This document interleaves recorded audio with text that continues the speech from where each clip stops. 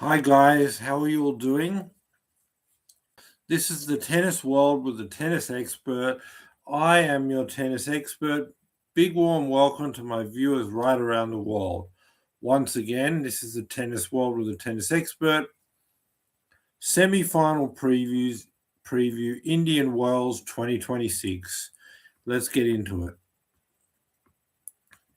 First semi-final, Zverev versus Sinner. In this one, I think they've both got a big serve. They've both got a sort of consistent power game. But I think Sinner does it better, I would say.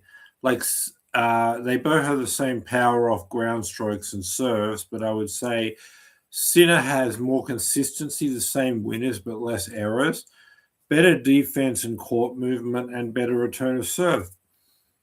And quite simply, when he's doing all the positive things Zarev's doing, but you got better defense, that alone, plus the return of serve, and then plus the same winners and less errors, more consistency in the ground strokes. Then if it gets to a pressure moment on top of that, I would say Sinner's better than Zverev. Zverev has big problems.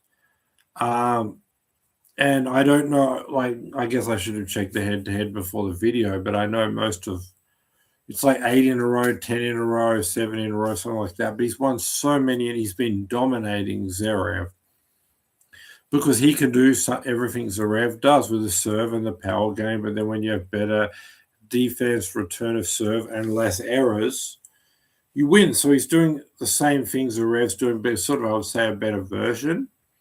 But Zverev's playing pretty well this year. I would say this time he'll get a set, but 3 sets to Sinner. Just by doing the same thing, but better defense, return of serve, and less errors, that's what gets him the win here. And if it's a pressure, he'll be better in the big moments. Even though Sinner's not amazing, he's okay in big moments, but Zverev is actually quite bad. Second semi-final. This is Daniel Medvedev of Russia versus Carlos Alcaraz of Spain. Here they both like to get in long rallies, but the issue, and they both have great speed and defense.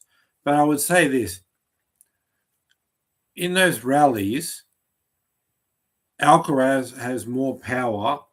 This match, of course, is Alcaraz versus Medvedev. Alcaraz has more power, so he's likely to be the one controlling the rallies. The defense and speed of Medvedev doesn't count that much because also Alcaraz has the same. So it just comes down to who's got the power to control the rallies and to be able to hit through the opponent's defense because they're both very fast. Alcaraz has the power to control the rallies and the power to hit through Medvedev's defense.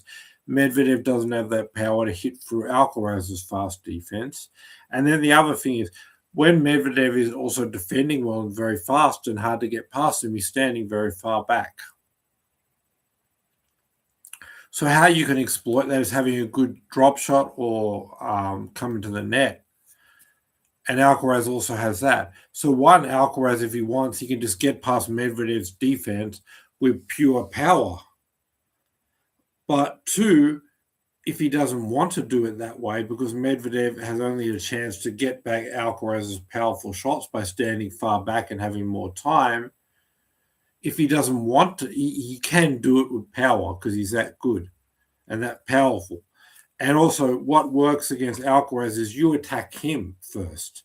You don't let him control the points. But Medvedev doesn't have that power, so he will be able to control the points and will be able to hit through Medvedev's defense. But Medvedev has good defense, one of the reasons because he stands far back to get more time against the power. So even though Alcaraz can get past him with the power, it's still quite a hard job. Most players can't, Alcaraz can, but Alcaraz only can because he has great power. But Alcaraz can do another thing to him and say, you're standing so far back, so I can expose that with coming to the net or drop shots.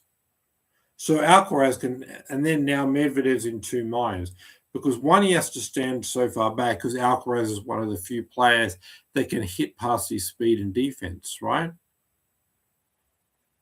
But two, if Medvedev then stands so far back to get that extra time to respond to the power of Alcaraz and run down balls, Alcaraz can now hit his drop shots, come into the net, and hit drop volleys and expose the fact that Medvedev's that far back. So then Medvedev, if he says now he needs to stand further forward to stop the drop shots and the net play, now Alcaraz can just use his massive power and hit right by him.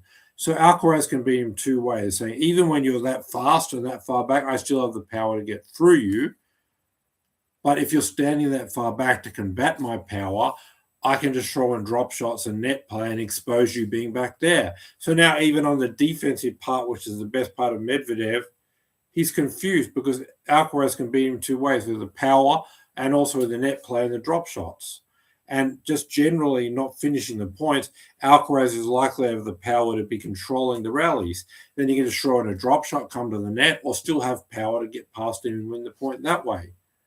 Whereas Medvedev doesn't have the volleys, doesn't have the drop shot, doesn't have the power to get past Alcaraz's defense. They both have that defense, but Alcaraz has the offense, both net play, drop shots, and a lot of ground stroke power, particularly on the forehand. So, in short, Alcaraz will be controlling the rallies, and he'll have Medvedev's defense in two minds. One, he still has the power to hit past him, but two, he can hit drop shots and drop volleys. So Medvedev will want to stand in for that, but back for the power. And then again, he's confused. And just in general, he's going to be controlling the rallies, moving Medvedev around and either finish with the power or drop shots or drop volleys. But Medvedev, against a great defender also, and Alcaraz doesn't have the drop shots, volleys, or power to hit through him. So that's just it. And then everything you need to beat Medvedev, controlling the rallies, overpower him, have enough power to hit past his defense, drop shot and volleys to expose him being that far back. He has all of that. Medvedev has nothing. The way you beat Alcaraz is a huge power game and rush him and don't let him control the points. Medvedev doesn't have that. Alcaraz will control the points. And then one thing that Medvedev has other than long rallies and defense, certain matches he's a very good server, but then Alcaraz also has a great return of serve to combat that too. So really, this is a nightmare matchup for Medvedev, and Alcaraz has everything to overpower him in the rallies, hit past his defense, great defense that few people can do, and expose the fact that he's far back there through drop shots and volleys. And there's really nothing Medvedev can do. He'll just be bossed around. So straight sets for Alcaraz, I'm going to say, over Medvedev. Whereas I'm saying Sinner over Zverev in 3 sets. We'll have a final, Sinner Alcaraz, best two players in the world. Come back Friday, Saturday. I guess that's sort of I would say where I am right now, it's a Thursday, and sorry about that. We're already at Friday right now.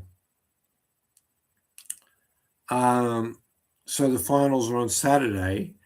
So Saturday, Sunday, depending on where you are in the world. So 24 to 46 hours. Come back for my final preview, but I'm going to say it's going to be Alcaraz, Sinner in this final, with Sinner beating Zverev in 3 sets and Alcaraz beating Medvedev straight sets. But come back on Saturday after the match.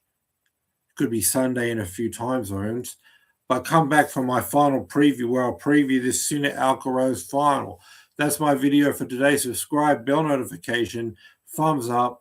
Please subscribe, please thumbs up, and please come back. Saturday, Sunday, depending on where you are in the world for this. For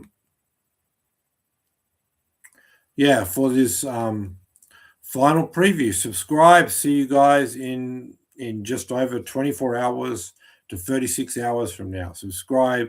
Thanks for being with me. Be back here just over 24 hours for my final preview. Don't forget to subscribe. See you guys on the weekend. Thanks for being with me. Bye for now.